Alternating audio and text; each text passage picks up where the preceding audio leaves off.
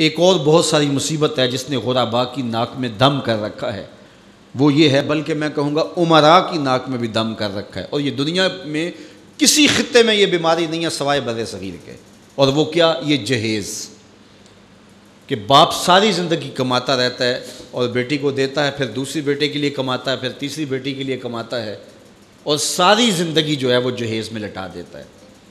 اور لوگ مطالبہ کرتے ہیں کہ ہمیں اتنا جہیز دیا جائے۔ پوری دنیا میں یہ کہیں نہیں ہوتا، نہ شرق میں نہ غرب میں، کہیں بھی نہیں، صرف بر صغیر، اور یہ ایک ہندوانہ رسم ہے، اور اس رسم کو ہم سینے سے لگایا ہوا ہے، اور اس پر اتنی سختی سے پابند ہے کہ دیکھا جاتا ہے کہ یہ چیز بھی ہونی چاہیے، یہ چیز بھی ہونی چاہیے، یہ بھی چیز ہونی چاہیے۔ جہیز کی باقاعدہ اشیاء ملتی ہیں، اور باقاعدہ جو ہے اس کے مطالبے، اس کی لسٹیں ہوتی ہیں کہ یہ ہمیں دیا جائے۔ بھلا کوئی جہیز سے بھی امیر ہوا ہے اور اس کے مسائل دور ہوئے ہیں؟ یہ بھی مانگنے کا ایک طریقہ ہے، اور پوری دنیا کے اوپر میں نے عرض کیا کہیں نہیں ہوتا، اور اسلام میں تو اس کی گنجائش ہی نہیں ہے۔ تحفہ آپ دے سکتے ہیں، لیکن وہ بھی ایک جو ہے وہ مخصوص دائرہ ہے، لیکن جب یہ سلسلہ ایک مرض بن جائے تو اس وقت اس سے بھی ان حالات کے اندر آپ کو گریز کرنا چاہیے، اور ایک اچھے معاشرے کی تشکیل کرنی چاہیے۔ اور اس کے لیے ظاہر ہے جو بیٹیوں کے ماں باپ ہیں ان کے لیے اس کے خلاف جہاد کرنا بہت مشکل ہوگا۔ مشکل اس لیے ہوگا کہ لوگ کہیں گے یہ دینے کے لیے کہہ رہے ہیں، اور بیٹے والے جب مطالبہ کریں گے، بیٹی کو ایسے کوئی قبول نہیں کرتا، تو اگر کوئی جہیز کے بغیر بیٹی کا نکاح کرنا چاہے تو کون قبول کرے گا؟ اس کے لیے سب سے اہم ذمہ داری جو ہے وہ بیٹوں والوں کی ہے کہ وہ عزم کریں۔ میں نوجوانوں سے بھی مخاطب ہوں کہ وہ عزم کریں کہ ہم جب بھی مانگیں گے پیشانی سجدے میں رکھ کے اللہ سے مانگیں گے، اور ہم اپنے ہاتھوں پر اللہ کی دی ہوئی طاقت پہ بھروسہ کریں گے، خود کمائیں گے، سنگ لاکھ چٹانوں سے بھی اپنی ضرورت کو نکالیں گے، کسی غریب کی بیٹی سے یا امیر کی بیٹی سے جہیز نہیں مانگیں گے۔ جس نے بیٹی دے دی اس نے کیا باقی رکھا ہے؟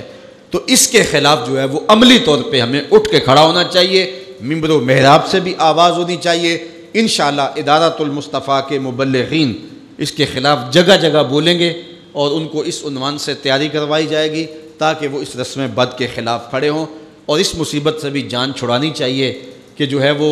1000 کا لشکر لے کر بیٹی والوں کے گھر حملہ آور ہوتے ہیں۔ کس نام پہ، کس وجہ سے؟ اور وہ لوگوں سے قرض اٹھاتے پھرتے ہیں۔ میرے پاس ایک خاتون آئی، کہنے لگی کہ 50,000 روپیہ قرض لیا تھا تو سود پہ لیا تھا میں نے، اب 1.5 لاکھ روپیہ ہو گیا ہے، تو وہ وعدہ آ گیا تو میں دے نہیں پا رہی، تو ساتھ اس کا بچہ تھا اور وہ ٹانگوں سے معذور تھا، وہ منظر مجھے نہیں بھولتا۔ تو کہنے لگی کہ آپ کسی کو بھیجیں اور دیکھیں ہمارے دروازے پہ وہ کھڑے ہوئے ہیں، کتنے شفاق لوگ ہیں، تو آپ نے کسی مجبوری کے تحت لیا ہوگا۔ تو کہنے لگی ہاں میں نے بیٹی کی شادی کرنی تھی، لوگوں کے گھروں کے برتن مانج کے میں نے کوئی جہیز کی چیزیں بنا لی تھیں، لیکن وہ کہنے لگے 100 آدمی لے کے آئیں گے بارات میں، تو اس وجہ سے مجھے یہ قرض اٹھانا پڑا، باقی تو میں نے تیاری کر لی تھی۔ تو میں نے کہا آپ اپنے رشتہ داروں میں شادی کر لیتے جن کو آپ کا احساس ہوتا۔ تو اس نے مجھے کہا کہ جو بارات لے کے آیا وہ میرا سکا بھائی تھا، سکا بھائی اپنی اس بہن کے گھر اپنے بیٹے کو بیانے آ رہا ہے جس کا شوہر گھر کے برتن بھی بیچ کے نشہ کر لیتا ہے، اور وہ لوگوں کے گھروں کے برتن مانج رہی ہے، اور وہ بھی کہہ رہا ہے میں 100 کا لشکر لے کے حملہ آور ہونا ہے۔ اسے نہ شرم آئی نہ حیا آیا، اور اس نے لوگوں کے جو ہے وہ برتن مانج کر کے جہیز بنایا، پھر سود پر رقم اٹھائی، اور پھر اس نے ان کی وہ 100 کے لشکر کی دعوت کی، اور وہ سمجھتا ہوگا کہ میں اپنی عزت بنا لی ہے۔ اور میاں تو 3 بندے لے کے آ جاتا